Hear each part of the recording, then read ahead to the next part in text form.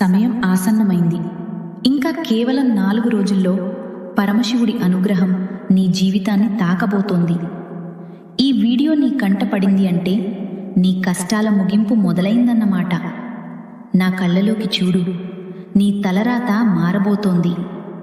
రాబోయే మహాశివరాత్రి కేవలం పండుగ కాదు, నీలోని చీకటిని తొలగించి వెలుగును నింపే మహాపర్వదినం.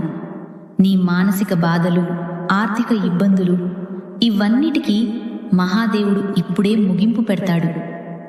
గతాన్ని తలుచుకోకు, భవిష్యత్తును భయపడకు. నీ బాధ్యత ఈ శివుడిదే. 4 రోజులు ప్రశాంతంగా ఉండు. నాతో ఎవరూ లేరు అనుకోకు.